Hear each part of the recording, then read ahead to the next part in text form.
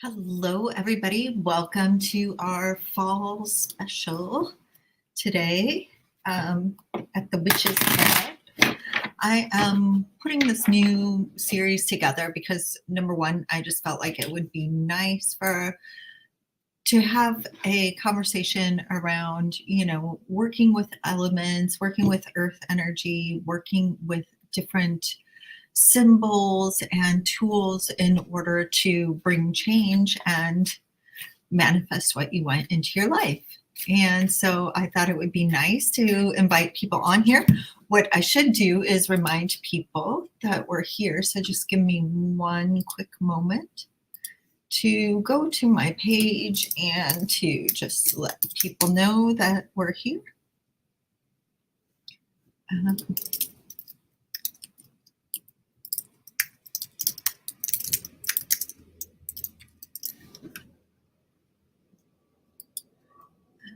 Let me see if I can get a link.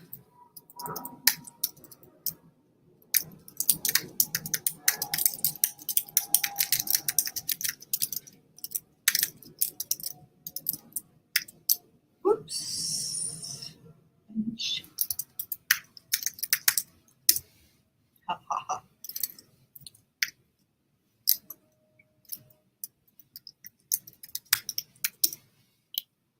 Okay, this is very strange.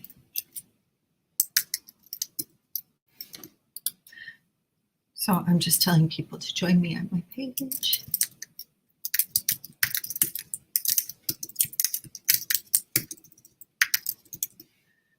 Okay.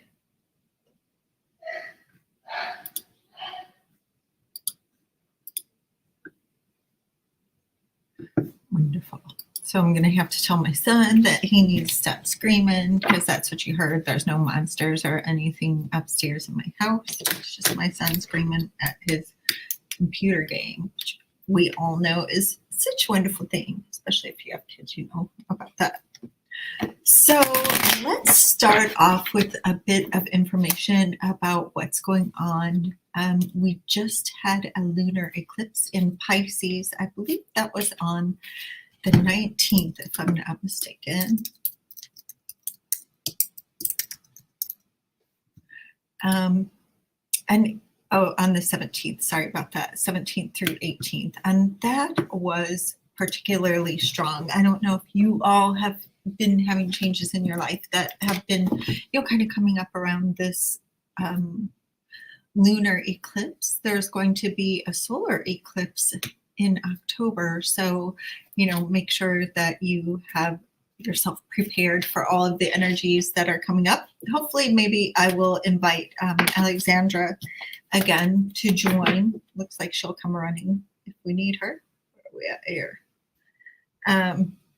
So that was the Knight of Wands. So I might make this quick. It just depends on who all shows up.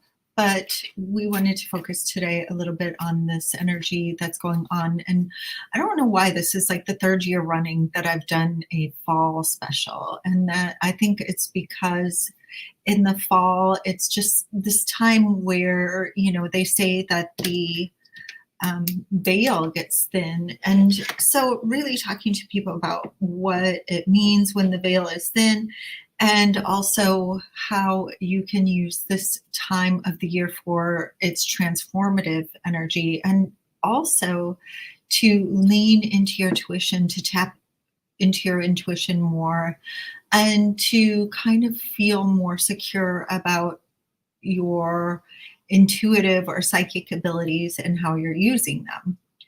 So for those of you who don't know me, my name is Sue Ellis-Saller. I'm a professional tarot reader. I'm also getting my certification right now as a psychosocial counselor in Austria right now. I'm just finishing that up, and I was at an event all weekend that was, kind of geared towards that. And so seeing that renewed energy, it was really kind of cool and fun. But also, just understanding how the season tends to be transformational, and how working with these energies is kind of like, kind of the tip of the iceberg for the people who are going through this. And, thinking about my own journey from 2 years ago until now. I am a certified transformational life coach through an American, the SWIHA, which is Southwest Institute for Healing Arts. And I took that certification program probably about 14 years ago, 13, 14 years ago. And that kind of brought me full circle back into tarot reading and into using the cards as a tool to connect, not only to connect with my clients, but also to help my clients connect with their own intuition. So using the cards for different, in different ways. So you can use them for divination purposes, like straight up divination, or you can use them as the focal point for a conversation with clients. Now, we may as well do a couple of cards for each month in the, October, November, December, the fall that's coming up, and the winter, the last quarter of the year. So let's do 2 cards for each month and we'll see what comes up. So don't worry, my husband's back there like walking around, putting cushions away. So for October and for November and for December. So in October, it looks very interesting. We have the Knight of Cups and the 7 of Pentacles. No, the 8 of Pentacles. Sorry about that. So in this month, it might be a thing about opening up to new relationships and new ways of relating to people. And really, though, I think that the Knight of Cups is an interesting character because he doesn't necessarily move towards what it is he wants in life. He's kind of obsessive, but kind of also hesitant to move towards that, which is really interesting because you see this energy kind of countered with the 7 of Pentacles, which shows that you need to work on the things that you want to bring in your life in order for them to manifest and grow. So I think this is a really interesting combination that's saying perhaps look at those things you want in life and what you love in life and what you would generally, kind of longingly look at, or, longingly look at and stare at in adoration, and start actually doing the physical things in this plane that you need to do in order to make these things a reality in your life. And I think that's a good message for me too. November, we have the Hierophant reversed, and then we have the 5 of Wands reversed as well. So the Hierophant reversed kind of indicates to me that you're going to have to do things in a really unconventional way. That's, some people might not necessarily agree with how you're going to do them. And if we're looking at this in terms of this energy of transformation that I feel like really is supported by, by what's going on right now in the astrological and the stars and in the planets and what's going on, kind of in the earth around us. I really think that, the Hierophant reversed, like right now we just have so many things that are like just this ugly aspect of life, with the wars and everything going on like that. So I really think it is time to call in a different sort of energy and to work on things in a different way that might not be societally approved, but it might actually fit in with things better. And I think that one of the things that I wanted to talk about with this Witch's Hat and everything too is getting away from that Hierophant, the traditional dogma and, how things have always been done. This is the rules. These are how, especially in terms of some of the leading religions right now that aren't necessarily living up to the standards that they're enforcing for everybody else. And that's, kind of one of the things I lean back into my magical practices and about as well. And then the 5 of Pentacles reversed, When you see the Five of Pentacles upright, it's a thing about competition and using the energy of competition in order to motivate you to get to the next level. When you see it reversed like that, you can see a blockage in that energy. So you can see that, perhaps what is going to lead you into this unconventional way of doing things will be this, kind of feeling perhaps that the area that you want to work in or you want to explore or where you're going to is a little bit overcrowded. Sorry about my light there. I'm trying to figure out how to hold this so that you can see it. That there's too many players there, that it's not a fun competition anymore, but it's like, kind of one of those rat race, brutal competitions. And so in November, I want you to think about how you can do things in your own way.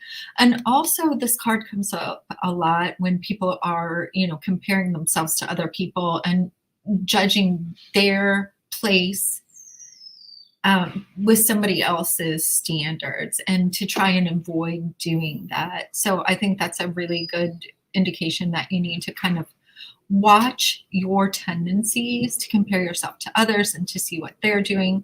This is your journey and yours alone. And especially when you're working with magic and working with opening up potential and manifestation, things like that, because a lot of the things that you're working with and working on are going to be very dependent on your honest desires and what you really, really want in your life, and leaning into those things and using those things as the basis for your work, the basis for your transformation and things like that. I'm trying to get my light to look better too. Sorry. So you get to see me since nobody else is here.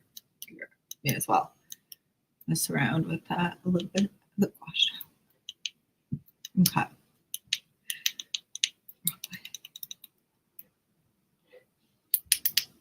There we go. Okay, that's a little better. And for December, one of the things that you might just lose a little bit of the oomph.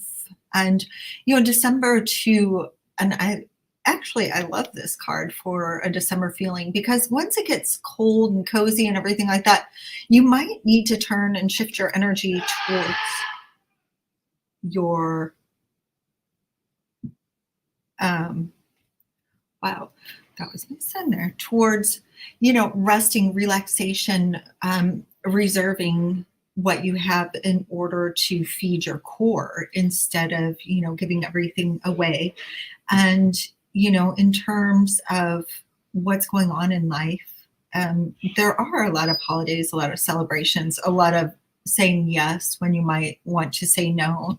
And so I really think it's important, especially seeing the Justice card here. Now, these two together, I really think that,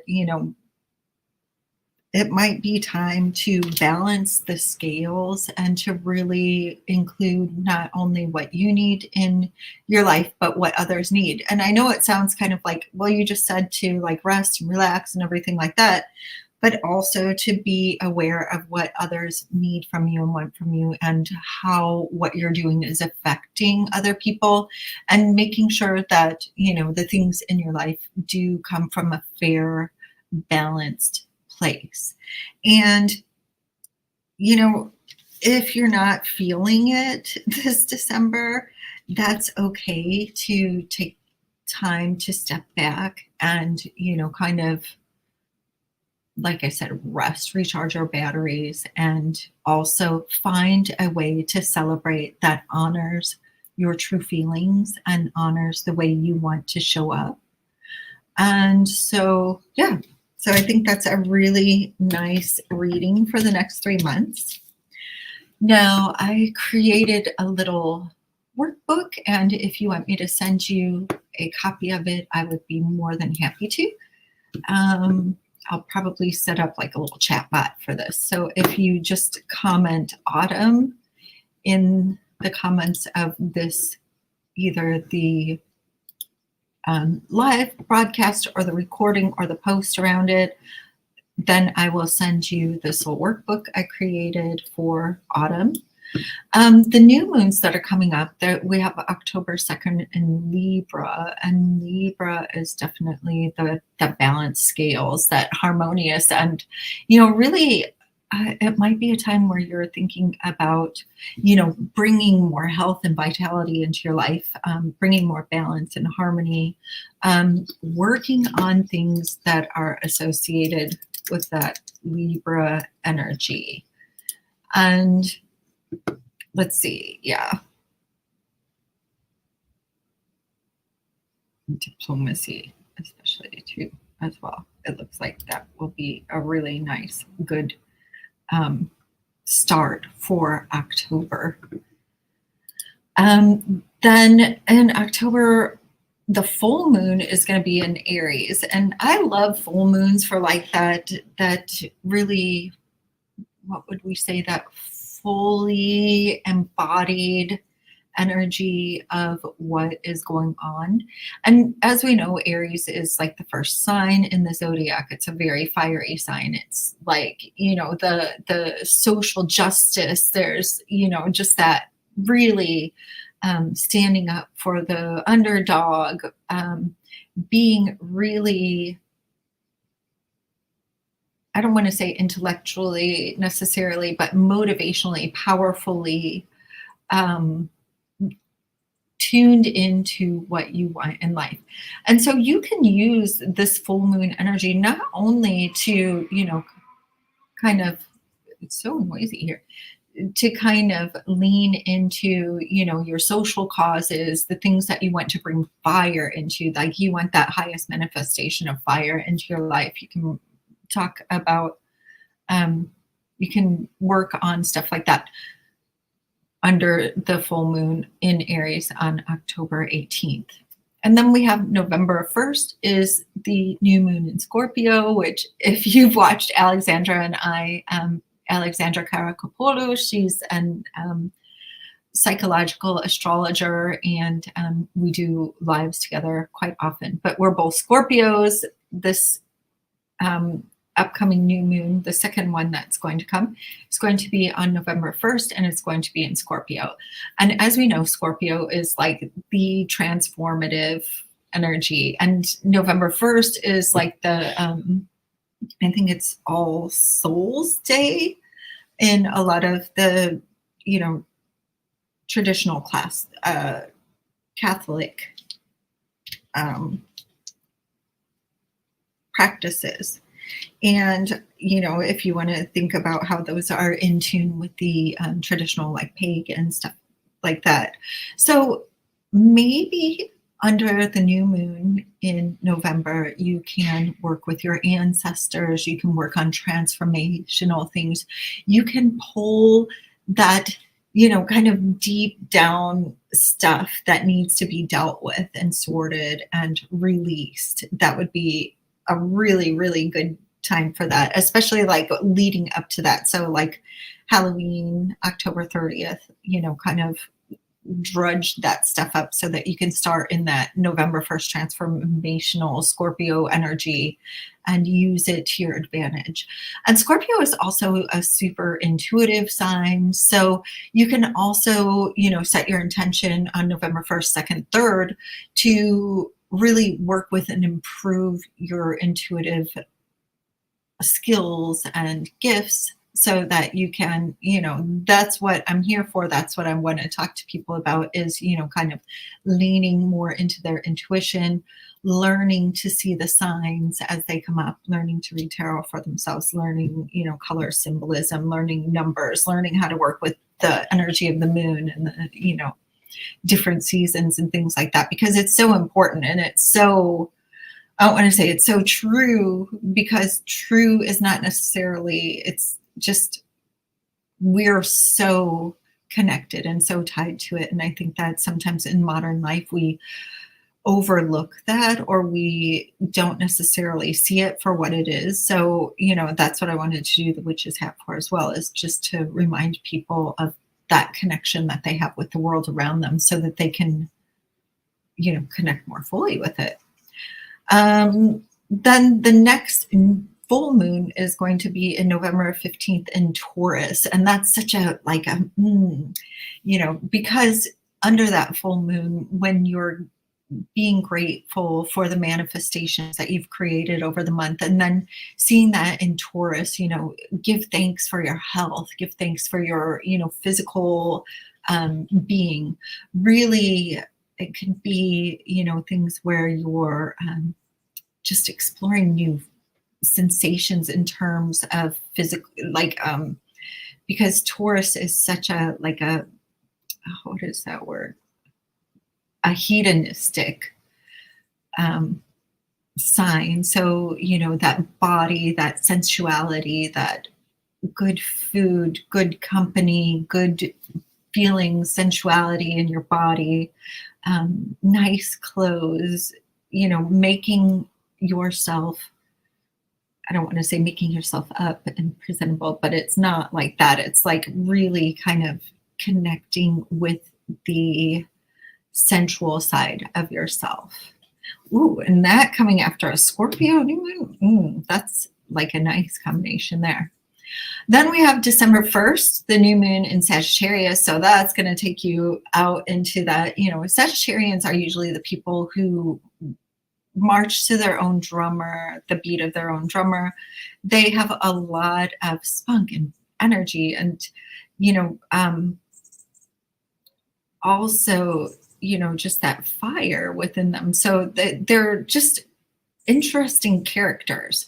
And so in December, especially in the beginning of December, and that might be, kind of that, I know it was November going into December anyway, but, lean into like that, say the weird thing, lean into what are these things that are, kind of fringe for everybody else, but things that you love. And so you can really use the energy of the new moon to help to build and grow that. So like grow that, the freaky side of yourself, grow the tendency to just be really, really creative and be powerful in that creation. So you're going from a new moon that's a transformation new moon that, might have you digging deep, and then going into this new moon where you can, express yourself fully and completely in the energy of the person that you are.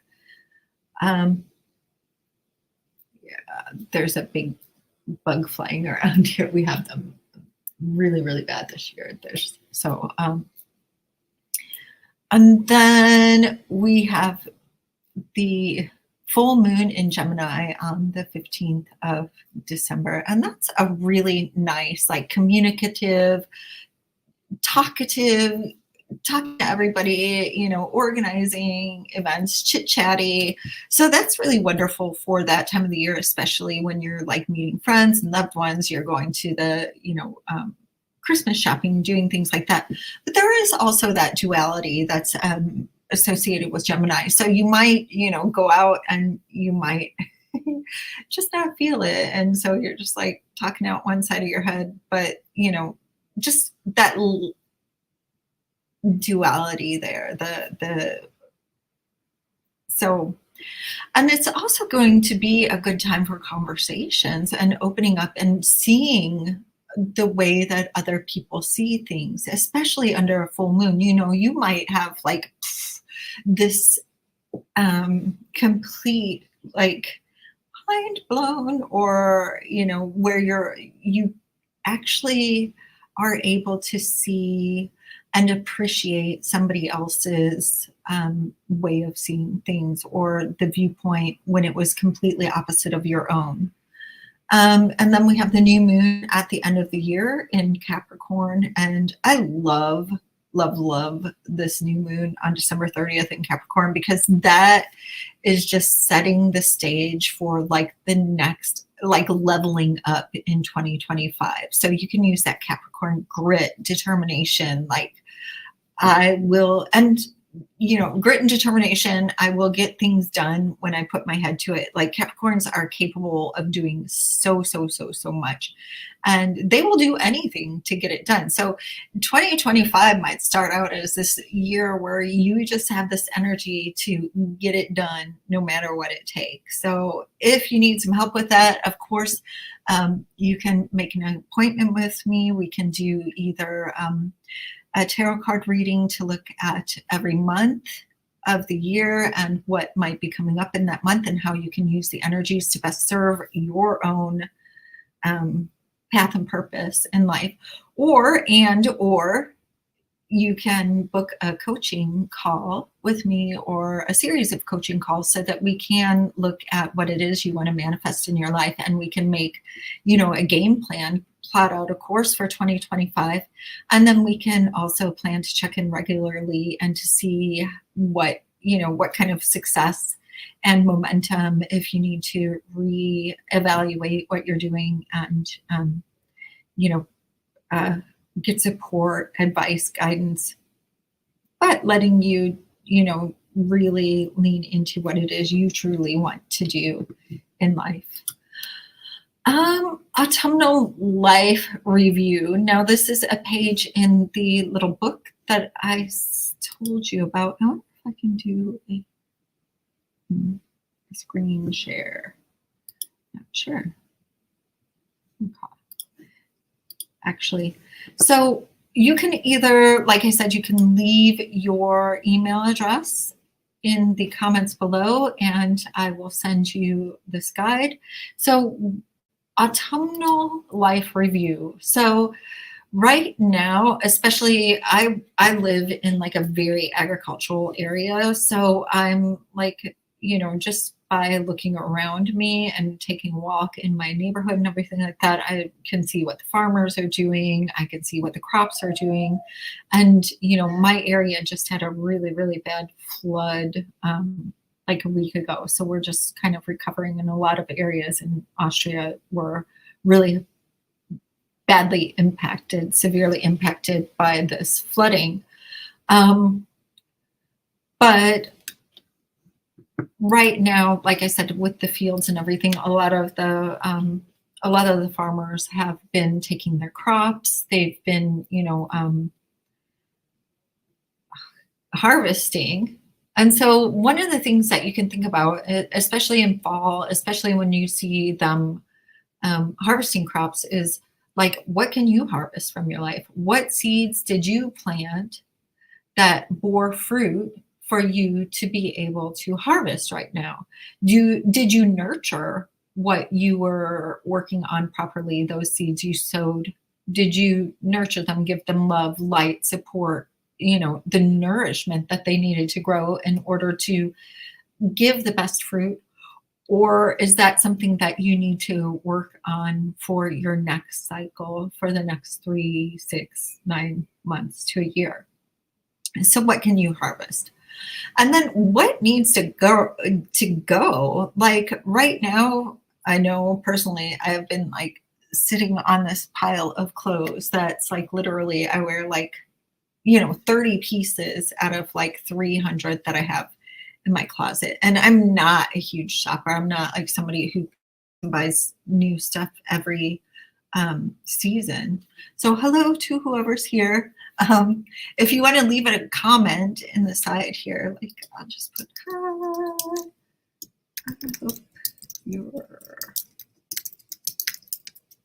I didn't even see somebody was in here. So so what needs to go from, in terms of what's not working out for you, what has been dragging you down, draining your energy, what has run its course and just doesn't need to be a part of your life. Like I have all my kids' old gym shoes that I need to throw out or donate because they're just like hanging out, and I have to go through those things and figure out what needs to go.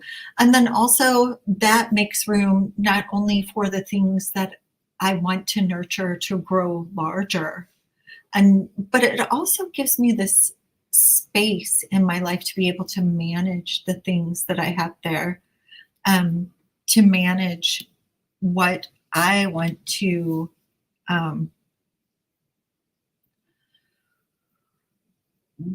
manifest in the next stage of my life. So it's always, kind of this balance of what can I harvest? What do I need right now? What needs to go? What can I release? And I think that Western cultures don't release enough stuff.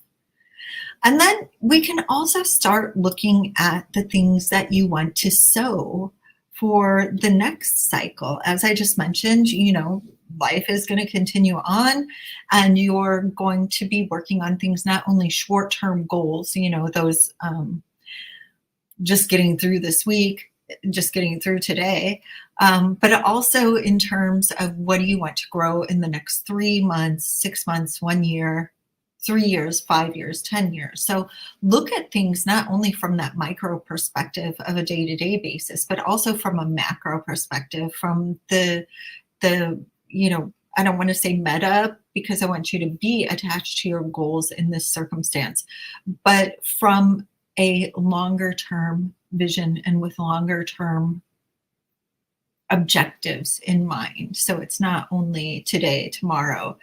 And that also, when you take this longer perspective, then it gives you this grace to be able to understand that there are going to be, cycles of motivation, cycles of energy levels that you're going to work really, really hard sometimes towards your goals. And sometimes you're going to need to, coast on the momentum that you have created, or let things marinate a little bit so that you can go back with fresh eyes, a fresh perspective, and renewed energy, and work on those long-term goals from that perspective.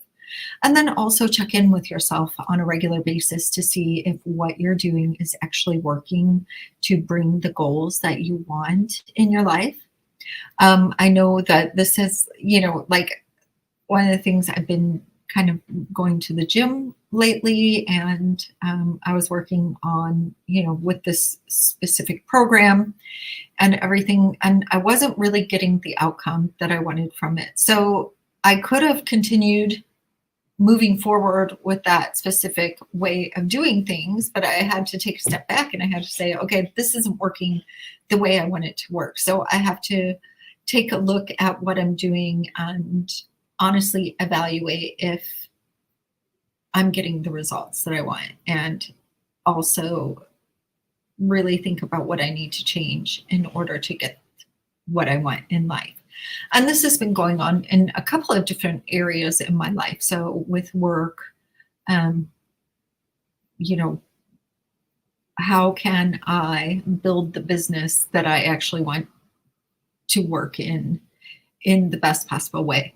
It doesn't need to necessarily be quick, but it needs to be, kind of in line with what I've been doing, which is, this, not only working with tarot, but opening people up to their own intuition, showing them how to access their own power and resources. And so I want to work in that and work on building that. I am going to just talk about, let's see, who do I want to talk about? Let's talk about Archangel Azrael, because Archangel Azrael is like, when I first started working with angels, and you're supposed to like call on, kind of find out which angel it is that you're working with, and so that you can, kind of develop a relationship with that one. And so I'm doing this meditation or whatever, and I'm like, don't be Azrael, don't be Azrael. Guess who my angel that I'm supposed to work with is Azrael. Now, one thing, and it was kind of funny, and I've grown this relationship with Archangel Azrael and with this energy, and this, through understanding of transformation and through understanding of the role that, I don't want to say death and rebirth, because it is a Scorpio theme of death and rebirth. It is an Azrael theme of transformation.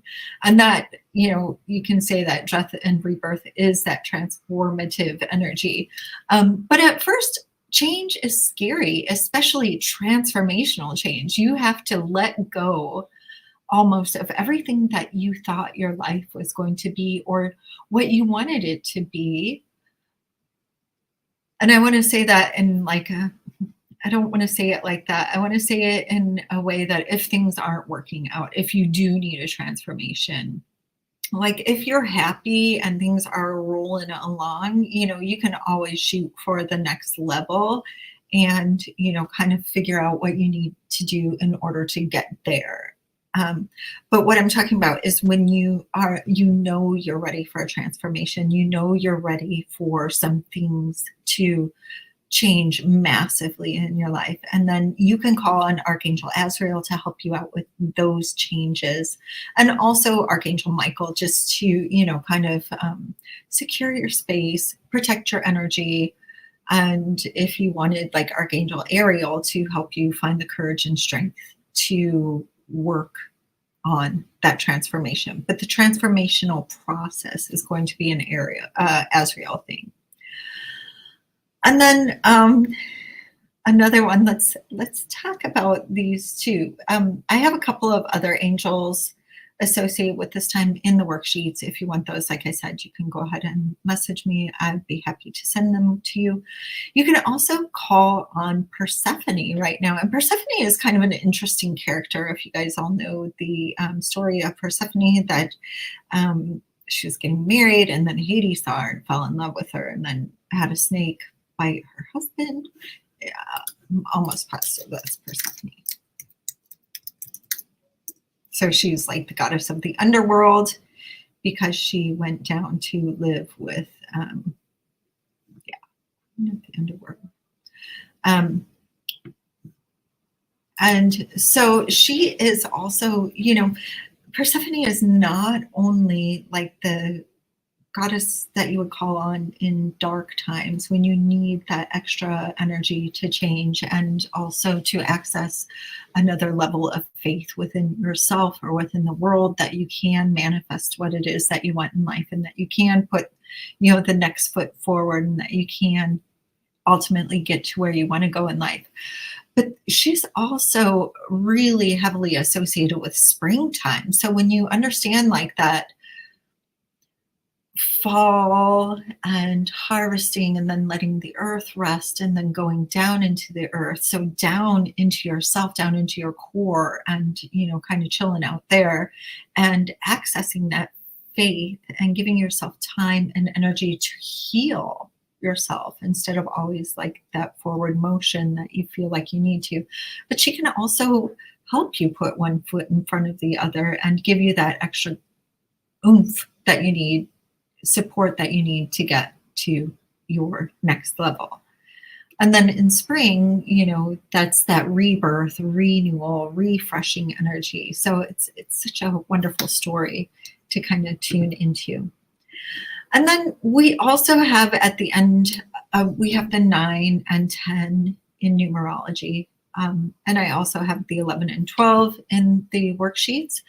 But 9 always is significant of almost being at the end of the journey, that, sometimes it does become the height of the manifestation of what it was that you either wanted or thought you wanted.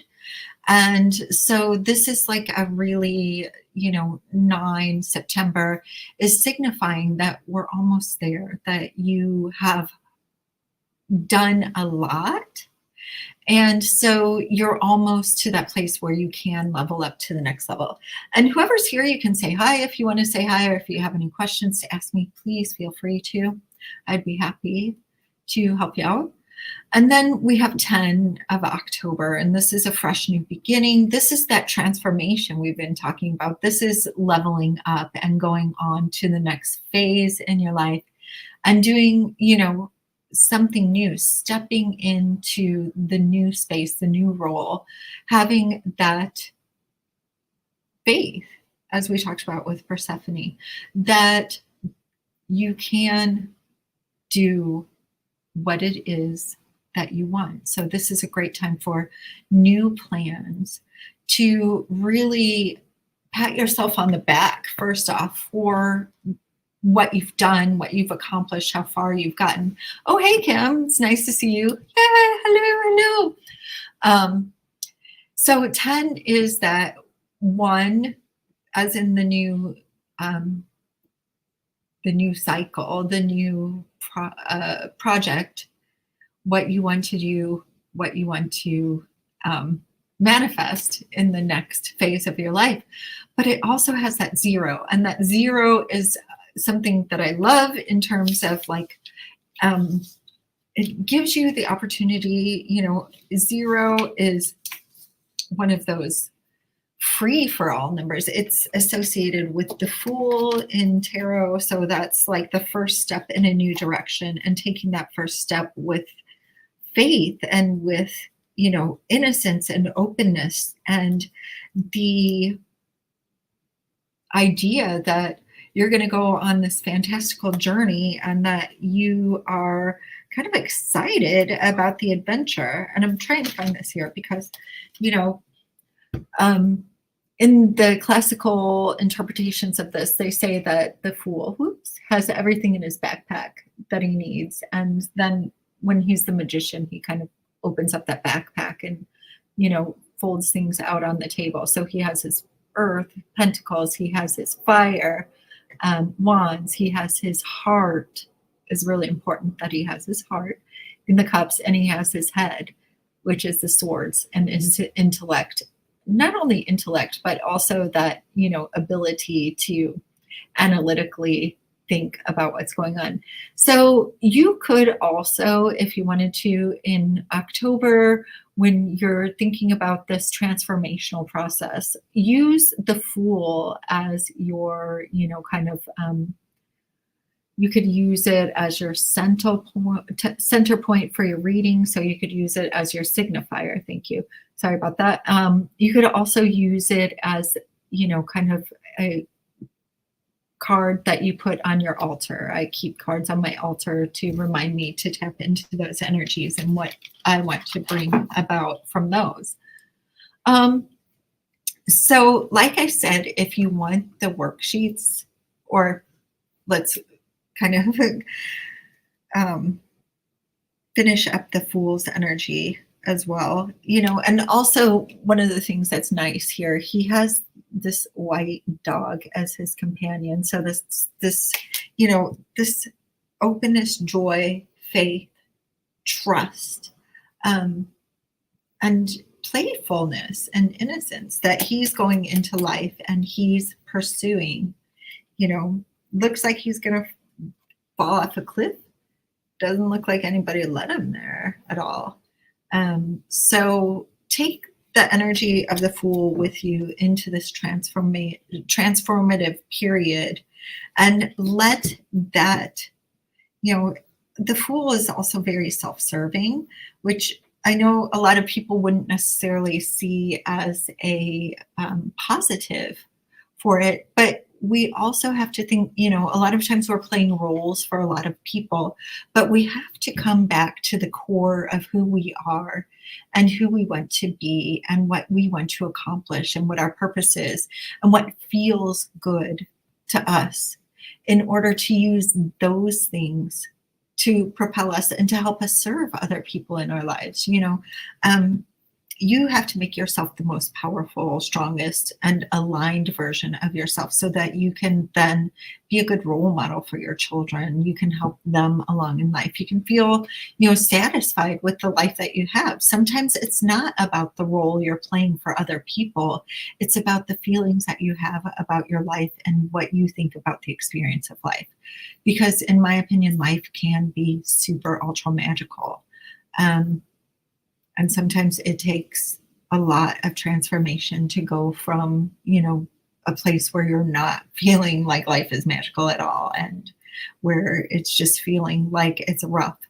But for me personally, when I leaned into that perspective of making life adventurous, seeing the magic in life, it shifted my perspective on things like 180 degrees.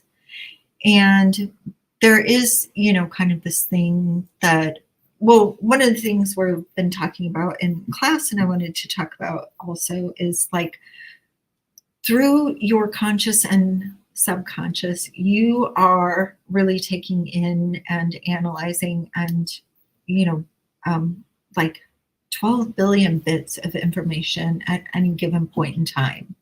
But your conscious can only take on like 12 bits of information at one point in time. So that's all that you can really bring into somewhat of a focus.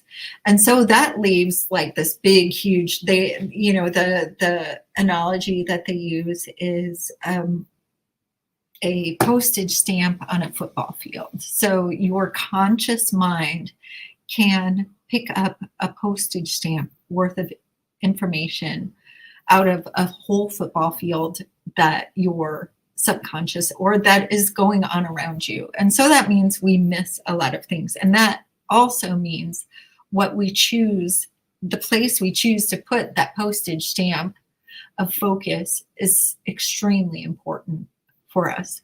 So you want to focus on things that bring you joy, that make your heart, you know, happy, that get that, you know, feeling inside of you. Like I'm always like, yeah, if it's super, like if I think it's like, it's either hell yeah or hell no is basically what it is. Like if your energy is like, you know what your energy feels like, you know what yes energy feels like, and you know what no energy feels like. One of the things you can do if you're having a bit of a problem figuring out if you want to go right or go left, figuratively speaking, then you can do like a muscle test. So you can think of one option and then hook your fingers and your thumbs together like this and pull. And if that is the option for you, then it won't pull apart very easily. But if it's not the option for you, then it's going to pull apart really, really easily. So you can do a muscle test if you're trying to, you know, kind of figure out which option is the better option for you. You can also just pull cards randomly. You know, my preferred method of yes or no is odd yes, even no, male no, female yes. But a yes isn't always a positive answer. So remember that. And a no isn't always negative. So sometimes you have to remember that being rejected is actually the universe saving you from that thing that you're being rejected from. So I hope that you found this informative, that you're going to go into this fall with, you know, kind of an open mind and the spirit of the Fool with you, and, you know, kind of starting a journey working with this energy where you're really, really connected with the world around you, where the universe is in this beautiful space where they say the veil is lifting. So that means that, you know, the perception between what we normally see, that little postage stamp, is a little bit expanded at this point in time. So for some reason, everything, you know, I'm sure that perhaps there is a real reason for it that scientifically can be proven in the future.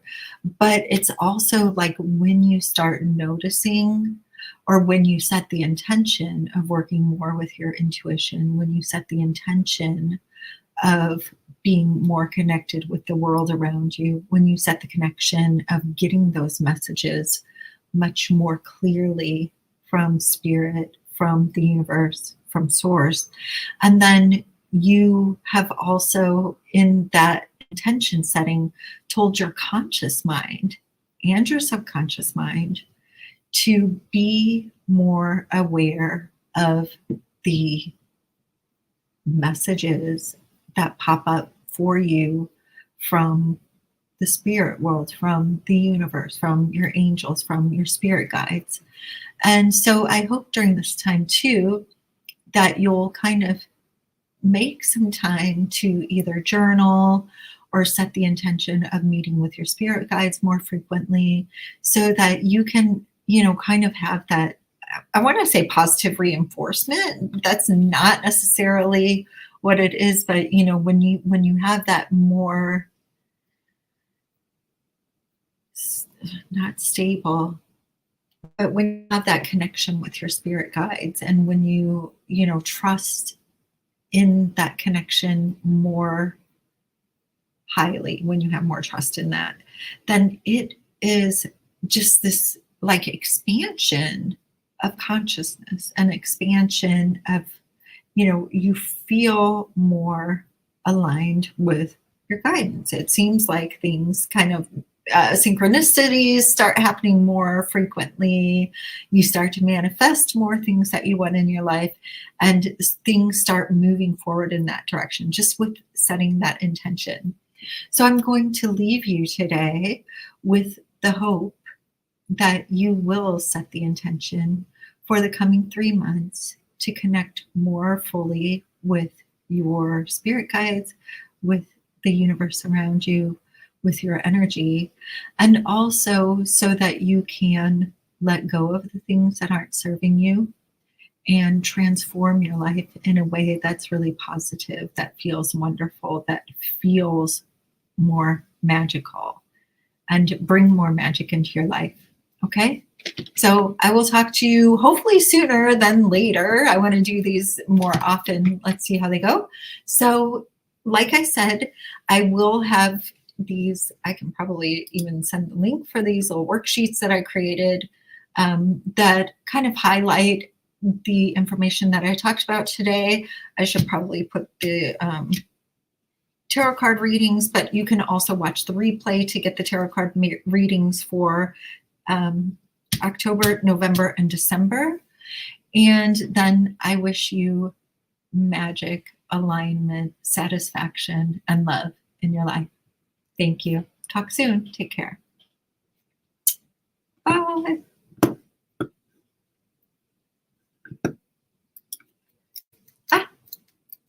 Hey, Jennifer.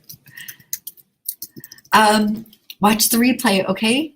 And we will talk soon. I might start doing these like bi-weekly so that the more people that start joining and coming in, and of course I want to hear what you have to say and how this is working out for you in your life. So, okay, we'll talk soon. Take care. Bye. Take care.